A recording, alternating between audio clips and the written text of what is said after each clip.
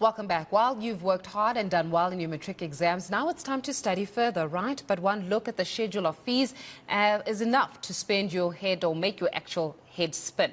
There are also costs of accommodation, transportation, books, as well as food to reconsider. And recently, students at Tuks protested against inadequate NSFAS funds for student housing, while the Wits SRC held a cleanup campaign to raise funds for struggling students. eNCA contributor Mpho Lakaje takes a look at why tertiary education remains unaffordable at most. This is not how she prefers to spend her time.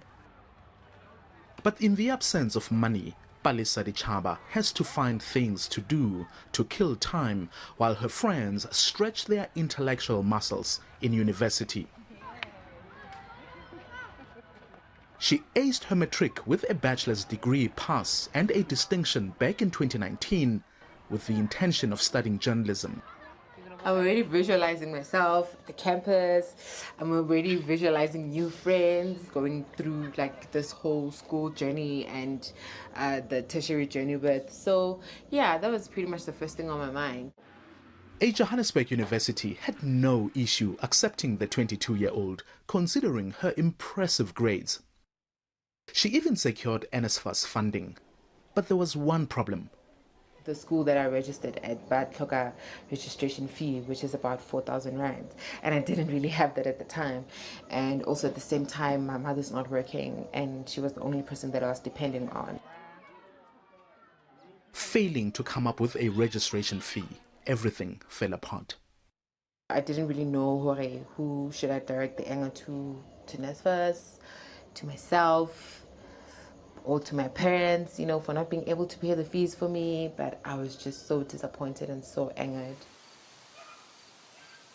In a Soweto neighborhood, not too far from Dichabas, another youngster is languishing at home. Neo Likopa was well on course to realizing his dream, studying IT at a Johannesburg college. But when the 22-year-old couldn't pay the outstanding fees, his end-of-term results were withheld. So when my mom looked at the price, she was like, yo, 20,000, hey, that's quite steep. But they did give us a monthly option to say, if you guys want to pay every month, this is the amount that you have to pay every month. So every month again, my mom would actually try and meet that amount, If she's not, maybe amounting including those, just to make sure that she paid the school fees and to make sure that I can actually go to my classes and finish my exams. But when he finally received his results, there was another hurdle. He needed to rewrite one of his modules, but couldn't raise funds to pay for the supplementary exam. It was game over. I can't put a whole blame on it to say, okay, I blame the government. But I do kind of blame the government for putting such high prices on tertiary institutions when education should just basically be free. Maybe Lekopa is making a valid point, but the issue of tertiary education is far more complex than that. So it's not like the government is not investing in education. They're investing a ton, but you're still dealing with a small tax base. I think the solution is thinking less about whether you can fund it through a tax base, right? Do we just tax more people?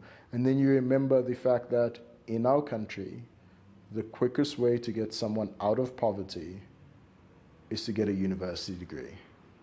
And the more people who are getting university degrees means the more people you can add to the tax base of the country. It's a bit of a catch-22, isn't it? Which one do you do first? Students themselves have tried over the years to address the issue of unaffordable tertiary education. One of their most prominent campaigns, Fees Must Fall, shook the country and made international headlines. It initially appeared to be a resounding success, with former President Jacob Zuma announcing free tertiary education in December 2017. But to this day, not much has changed. So many of those students fall into what we refer to as the missing middle category of students. Those are household incomes between 350,001 rand and 600,000 rand, and that makes up approximately 20% of public university students. So for them, it's a struggle, because if their parents don't have security for them to get loans from banks, they have to work and they have to really try and put that money together to pay for their tuitions. Their only hope is government.